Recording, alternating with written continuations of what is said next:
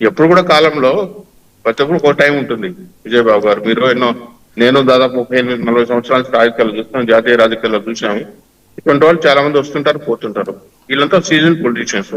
ఇవాళ వస్తారు మాట్లాడతారు. ఇప్పుడు మీకు నాకు మనం పట్టం అలవాటేం కాదు, 40 ఏళ్ళ నుంచి పడుతూనే ఉన్నాం. ఈ చోట మోట వాళ్ళు ఏదో వాళ్ళు పాపం వాళ్ళు ఈయన చెప్తే పాటిస్తే వాళ్ళకి ఏం ఉండదు. ఈ టికెట్ల కోసం లేకుండా ఏదో చోట మోట వీటితో బతకాల్సిందే. వాళ్ళకైనా పోనీ భవిష్యత్తు ఉంటుందా, ఏమైనా భవిష్యత్తు కల్పిస్తాడా, అటువంటిది ఏమి ఉండదు. వాళ్ళు అజ్ఞానంలో ఉన్నారు కాబట్టి ఈయన ఊపిడికంతా వాళ్ళు తినాలు ఊగినట్టు ఊగుతూ ఉంటారు. తిట్టించడం ఒకటి. రెండోది వాళ్ళు తిట్టడం ఒక పక్కన పెట్టండి. వాళ్ళ స్థాయితో మనం మాట్లాడుకోవాల్సిన అవసరం లేదు. వాళ్ళ స్థాయికి మన దిగజారాల్సిన పని లేదు. వాళ్ళు మాట్లాడారు కాబట్టి మనం మాట్లాడాలి. నాయకుడిగా ఉండాల్సిన నాయకుడిగా అనిపిస్తున్నారు. ఇంతమంది సినీ యాక్టర్లు వాళ్ళ నాయకులు అయినారా? ఎవరు కూడా ఇంత నీచంగా ఇంత స్థాయి దిగజారి మీరు మాట్లాడండి అని చెప్పి ఎవరు మాట్లాడలేదు. సినిమా యాక్టర్లు దాదాపు 9 మంది వచ్చారు రాజకీయాల్లోకి. ఎంజీఆర్ కానీ, జయలలిత కానీ, తమిళనాడు తీసుకుంటే కమల్ హాసన్ కానీ, శరత్ కుమార్ కానీ, ఎన్టీ రామారావు గారు కానీ, ఇంతమంది కృష్ణరాజు కానీ, కృష్ణ కానీ, ఇంత చాలా మంది నాయకులు వచ్చాక హుందాగా ప్రవర్తించారు. ఏదో పొజిషన్ లో పనిచేశారు కానీ ఇప్పుడు భాషలో మార్పు తెచ్చుకోవాలి. భాషలు ఇట్లా తిట్టండి, వాడిని కొట్టండి, ఇట్లా నరకండి అని ఎవరు చెప్పలేదండి. ఈ విధంగా తీసుకొచ్చి నేను కోపం వస్తానే ఇటు మాట్లాడటం, ఏ విధంగా వాళ్ళని మాట్లాడించడం. ఇప్పుడు మీరు ఇంకొక కుటుంబాన్ని గురించి వాళ్ళ జాతి వాళ్ళు ఏ జాతికి పుట్టిన వాళ్ళని మాట్లాడే స్థాయికి మీరే దిగజారితే అసలు హననంలో కూడా ఒక హద్దులు అనేటువంటివి లేకుండా తర్వాత ఆడవాళ్ళని కూడా ప్రొవోక్ చేసి వాళ్ళతో కూడా తిట్టించడం చేయటం అనేది అసలు రాజకీయాల్లో సుదీర్ఘకాలం పాటు నేను జర్నలిజంలో ఉన్న రాజకీయాల నుంచి మీరు దగ్గర నుంచి చూశారు. ఎప్పుడు కూడా అసలు ఇలాంటి ఈ భాష కానీ ఇలాంటి వ్యక్తులు కానీ రాజకీయాల్లో ప్రత్యక్ష రాజకీయాల్లోకి ఈ కార్యకర్తల రూపంలో రావడం, ఒక లంపెన్ గ్రూప్ అంతా కూడా వాళ్ళు ఒక మనిషి స్థాయి ఏంటి, వాళ్ళ వ్యవహారం ఏంటి, మనం అనవచ్చా అనకూడదా, మనకు అర్హత ఉందా లేదా అనేది కూడా లేకుండా ఎవరిని పడితే వాళ్ళని ఇష్టారాజ్యంగా చేయడం, వాళ్ళని ఎంకరేజ్ చేయటం చూసే ఈ రాజకీయ సంస్కృతి బహుశా భారతదేశంలో ఆంధ్రప్రదేశ్లో తప్ప ఇంకెక్కడా బహుశా లేదేమో.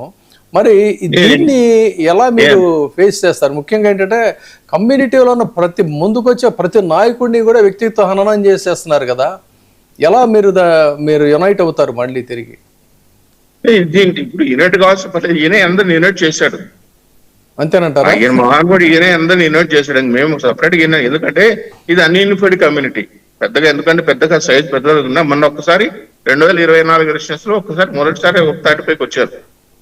ఇప్పుడు ఈయన చెప్పకపోతే అందరూ యూనిఫైడ్ అవుతాడు. ఎందుకంటే ఈయన ఎంచుకున్న మార్గము, తిట్టించే విషయము, అందరూ కూడా ఎవరు మాట్లాడితే వాళ్ళ పైన తిట్టించడం అంటే. అందుకే ఈయన షేక్స్పియర్ సామెత చెప్పాడు, నీకు show me your friends, I will tell your character.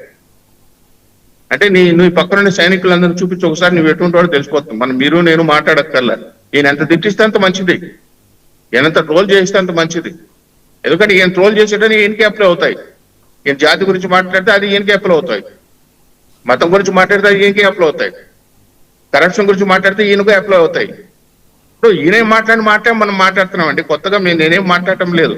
ఈయన మాట్లాడి ఈయన ఫస్ట్ అధికారంలోకి వస్తే నేను చెప్పండి, నేను 1 రూపాయి జీతం తీసుకోను, జగన్మోహన్ రెడ్డి 1 రూపాయి జీతం తీసుకున్నాను, అది కూడా తీసుకోను అని చెప్పి ఈయనే స్టేట్మెంట్ ఇచ్చాడు.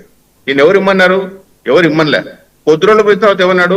లేదు జీతం తీసుకోకపోతే బాధ్యత ఉండదు. ఇప్పుడు కులాల ప్రస్తావన అసలు అలా కాదు. రాజ్యసభ అన్నమాట, జీతం తీసుకోవద్దు బాధ్యత ఉండదు కాబట్టి నేను జీతం తీసుకుంటాను. జీతం తీసుకుంటే బాధ్యత వస్తుందండి. జీతం తీసుకోకుండా పోతే బాధ్యత లేని వాళ్ళు పనిచేసి ఎన్టీ రామారావు కానీ ఎవరైనా కానీ జీతం తీసుకోకుండా పనిచేసిన వాళ్ళు బాధ్యత లేకుండా పనిచేశారా? ఇప్పుడు నువ్వు ప్రభుత్వం ద్వారా తీసుకుంటావు. నేను కోర్టు డొనేషన్ ఇచ్చిన, నేను తెలంగాణకి వెళ్ళావు, మీరు ఒక్కరే కదా డొనేషన్ ఇచ్చి ప్రతి సినిమా యాక్టర్ డబ్బులు ఇచ్చాడు. ప్రతి సినిమా యాక్టర్ తెలంగాణలో హైదరాబాద్ లో నివాసం ఉన్న ఆంధ్ర సినిమా యాక్టర్లు అందరూ ఇంటికి వెళ్ళి డబ్బులు ఇచ్చారు. సీఎం ఇంటికి వెళ్ళి ఈయన ఒక్కరిచ్చండి ఆయన చెప్పుకున్నాను, నేను డబ్బులు ఇచ్చారు. భద్రకారు ఇచ్చిన పబ్లిసిటీ చేసుకుని ఇచ్చేది పబ్లిసిటీ చేసేది మీరు. కాపులకి ఏం ఉద్ధరించినట్టు మాట్లాడేది మీరు. మేము కాపులు అయ్యాం, నువ్వు బాగుండు, నువ్వు ఏదైనా చేసి పెట్టి మేమేమి సహాయం మీ దగ్గరికి అడగల, మిమ్మల్ని చూడలేదు, మీతో మాట్లాడలేదు, పని కట్టుకొని ట్రోల్ చేయిస్తాను. ఇది కరెక్ట్ కాదు. ఇది రాజకీయాలకు ఇప్పుడు ఉండొచ్చు, నెక్స్ట్ రాకపోవచ్చు, భవిష్యత్తు లేకుండా ఉండొచ్చు, ఉనికి లేకుండా పోవచ్చు, ఏమైనా జరగచ్చు, కాలం నిర్ణయిస్తుంది అది. అయితే ఇది పద్ధతి కాదు, ఎంచుకున్న మార్గం కరెక్ట్ కాదు. ఇది దేశంలో చాలా మంది ఇప్పుడు ప్రాంతీయ పార్టీలు ఒక 40-50 ఉన్నాయి. 40-50లో ఎన్ని మనవాళ్ళు ఉన్నాయి ఇవాళ చెప్పండి. అయితే, మీరు 40-50 ప్రాంతీయ పార్టీలు ఉండేది. రమణ గారు, ఇవాళ రాజకీయాల్లో మీరు చాలా కాలం నుంచి ఉన్నారు. నాకు ఇంకొక ప్రశ్న కూడా వేస్తాను నేను. సరే, ఇప్పుడు మనం పబ్లిక్లో ఉన్న యొక్క ఒపీనియన్స్ ఆధారంగా మనం డిస్కస్ చేసాం. అయితే ఒక రాజకీయాల్లోకి వచ్చి ఒక స్థాయికి వచ్చినటువంటి వ్యక్తి ఇంత పెద్ద సడన్గా ఇంత స్టేట్మెంట్ ఇవ్వటంలో ఆయన ఉద్దేశం ఆయనకి తెలుసు కదా, ఇది ఇలా గనక మాట్లాడితే డ్యామేజ్ అవుతుంది మనకని తెలిసి కూడా బహుశా ఎందుకు మాట్లాడి ఉంటారు అంటే ఆయన ఉద్దేశం మనం ఏమన్నా కూడా వీళ్ళు పడి ఉంటారులే, మన కన్సాలిడేట్ అయిపోయారు వీళ్ళంతా కూడా అనే ఒక ఆలోచన ఏదైనా అయి ఉంటుందా, లేకపోతే ఇంకేదైనా అయి ఉంటుందంటారా? ఏ ప్రాతిపదికగా ఆయన ఇంత పెద్ద బోల్డ్ స్టేట్మెంట్ ఇది ఒక రకంగా చెప్పాలంటే ఎందుకని ఉండొచ్చు? ఆయన స్వభావం అటువంటిదండి. ఎందుకంటే ఎవరు అసెస్ చేయలేని స్వభావం. మీరు మొట్టమొదటి ఛాన్స్ మీరు తీసుకొస్తే చిరంజీవి గారి అమ్మాయి ఏదో లవ్ మ్యారేజ్ పక్కకి ఎందుకు రోడ్డు పైకి వచ్చాడు, పిస్టల్ తీసుకొచ్చాడు, భగవంతుని తెలియదు. ఎందుకు చెక్కు ₹1 వేసాడు, పీపీ ఫ్రంట్ ఏదో పేరు పెట్టాడు చేశాడు. ఆ కోట్ ఏమైందో తెలియదు, ఆ పీపీ ఫ్రంట్ ఏమైందో తెలియదు, ఆ గన్ ఏమైందో తెలియదు. ఈ రోజు నేను అనవసరంగా రాజశేఖర్కి గన్ హ్యాండ్ ఓవర్ చేశాను, నేను యుద్ధానికి వెళ్దాం అనుకున్నాను అని చెప్పి డెక్కన్ క్రానికల్ ఆఫీస్కి ఎందుకు వాళ్ళ ఆఫీస్కి ఎందుకు వాళ్ళ పైన అప్పట్లోనే ఆఫీస్కి వెళ్ళాడు, పెద్ద ధర్నా చేశాడు, గొడవ చేయాలని ఎందుకు చేశాడో తెలియదు, ఏ ముద్రించాలని చేశాడో తెలియదు. అంటే ఆయన స్వభావం ఏంటంటే ఆయన ఏం మాట్లాడతాడో అది ఎందుకు చేస్తాడో. ప్రజారాజ్యం పార్టీలో ఉన్నప్పుడు ఆయన యువరాజ్యం అధ్యక్షుడిగా ఉన్నాడు. మరి జనసేన పార్టీల వలన కాంగ్రెస్ విలీనమైనప్పుడు వాళ్ళ గురించి 4 మాటలు మాట్లాడాడు. మా ఆయన ఆ పని చేసిండు, ఈ పని చేసిండు. వారం రోజులు మళ్ళీ కలిసిపోయారు. వాళ్ళనేమో కాంగ్రెస్ లో ఉన్నాడు. కాంగ్రెస్ లో పదవి తీసుకున్నప్పుడు ఏమో మళ్ళీ వాళ్ళు బాగానే ఉన్నారు. ఈయనేమో కాంగ్రెస్ నేను తోలు తీస్తాను, తాట తీస్తానని చెప్పి మాట్లాడతాడు. అంటే ఆయనకు ఒక సిద్ధాంతము, నేను మాట్లాడి రేపు భవిష్యత్తు ఎట్లా ఉంటుంది, దీని పరిణామాలు ఏ విధంగా ఉంటాయి, పర్యవేక్షణలు ఏ విధంగా ఉంటాయి, మనతో ఉన్న వాళ్ళకి దీని వల్ల వచ్చిన ఇబ్బంది, అటువంటి ఆలోచన అంత పరిణితి కలిగిన వ్యక్తి నేనైతే అనుకోను. చిరంజీవి అయినా కొంచెం ఆలోచన చేసిన వ్యక్తి ఏమో, కానీ ఇతనికి అంత పరిణితి ఉందని నేనైతే అనుకోవట్లేదు.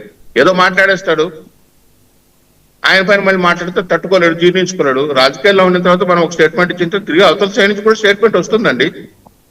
మనం కామెంట్ చేసిన తర్వాత అవతల వాళ్ళు ఊరుకుంటారా? అది ఉందాగా తీసుకోవాలి.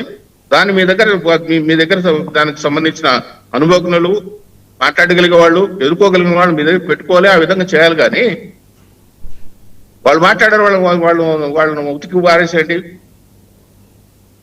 వాళ్ళపైన ఇప్పటి నుంచే స్టార్ట్ చేయండి, ట్రోలింగ్ స్టార్ట్ చేయండి. ఇలా బూతులు మాట్లాడి ఎంకరేజ్ చేసిన లీడర్ని ఎక్కడ నేనైతే చూడలేదండి. ఇంకొచ్చే రోజుల్లో చాలా మంది వస్తారు ప్రాంతీయ పార్టీలు పెడుతూ. ఈ 34 లక్షల సముదాయం సమూహం ఉండే వాళ్ళు కూడా ఒక ప్రాంతీయ పార్టీ పెట్టుకొని అంటే కులాలకు ఒక పార్టీ లాగా తయారైపోతాం వచ్చే రోజులు. ఇప్పుడు చూస్తుంటే అట్లే ఉంది. నేను అనామలే వచ్చాడు, ఆయన ఇవాళ పెద్ద స్క్రోలింగ్ పోతాను. 10 గంటల్లో 10 లక్షల మంది ఫాలోవర్స్ వచ్చారు. ఫాలోవర్స్ ఇప్పుడు ఓటర్లు కాదండి, ఫాలోవర్స్